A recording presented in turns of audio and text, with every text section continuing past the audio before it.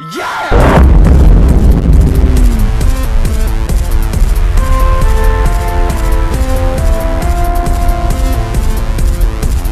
And so you said when you started, when you put out your first record, to today, one of the things that I read about your last record is that a lot of people were saying this is a more mature Ben Kweller, this is a more mature sound. Yet your fan base, as we've seen, as I'm sure you've seen over the last 3 days, has stuck with you. Do you feel like they've grown with you, or is it something that they say, you know, they've just embraced each phase of your career?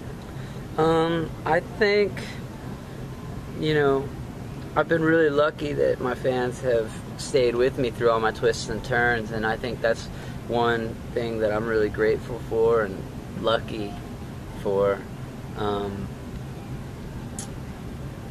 I don't know whether anything I do is mature or not. You know, it's not really anything I really think about when I'm making music.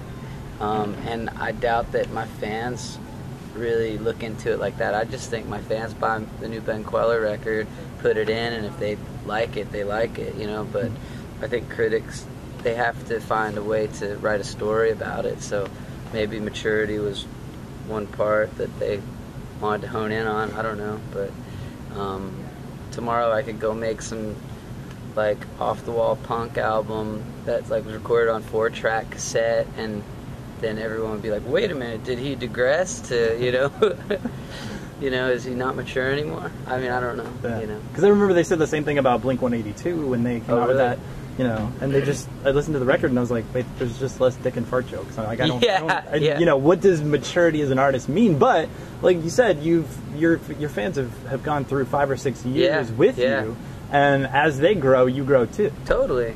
We're all getting older, man. We're all, you know, growing up, and most of us, with growing up, you gain more responsibility and stuff to worry about, and so that's just normal life. Rock and roll is still really young. I mean, I got, you know, people, when I was first coming out, I was so young, like, in the critics' mind, and, you know, that was the thing they always talked about, was how young I was, but rock and roll is supposed to be young, I thought, and now that I'm getting older, they're talking about how I'm getting older, but I don't know, it's just like, not that important to me, really. Do you feel like rock and roll is still something that's viable, that's tangible, or has it just... No, yeah, rock and roll is whatever it means to you, you know. It's always going to mean something special to me, and it'll always be my life until I die, you know, but yeah, it's completely viable and tangible, yeah. What are some bands that still inspire you, or that you look at and you're like, man, that helps me get up every day and pick up my guitar too? Well, I mean, people like Bob Dylan and Neil Young and Tom Petty, the Beatles, Lou Reed, you know, all the classics like that, Creedence, Johnny Cash, you know, I mean, all those people make me want to get up and play guitar, but they also sometimes make me want to quit music because they're so good. But, you know, there's a lot of great new music as well. Like I mentioned earlier, Bright Eyes. I think Connor's the best lyricist out there right now. Mason Jennings is a great songwriter from Minneapolis, a good friend of mine.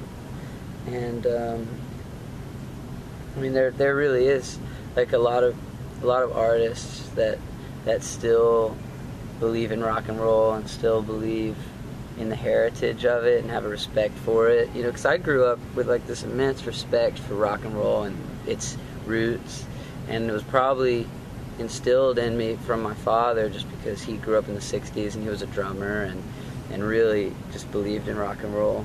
And now you just have to search for the bands that sort of have the same ideals that I do, really, and they're out there, you know, but it's just kind of a new wave of people, because I feel like we did start to get lost in these bands that definitely were in it to sort of get signed and get chicks and get money and do drugs, and, you know, party, where I just want to sit in a room and write songs, you know.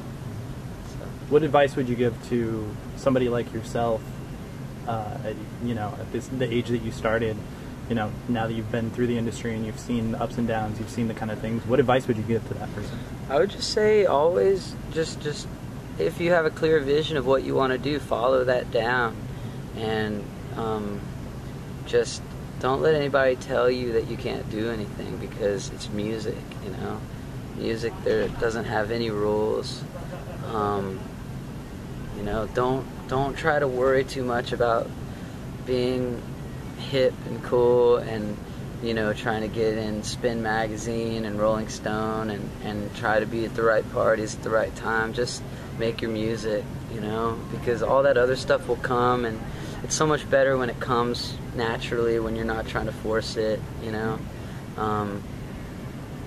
There's too many bands, you know, in New York that are coming up that are just trying to like latch onto a scene or be a part of this or that. It's just so, man, at the end of the day, it's just about your music, you know. Just make your music, go do your thing, and everything will fall into place after that. Nothing else really matters other than making it.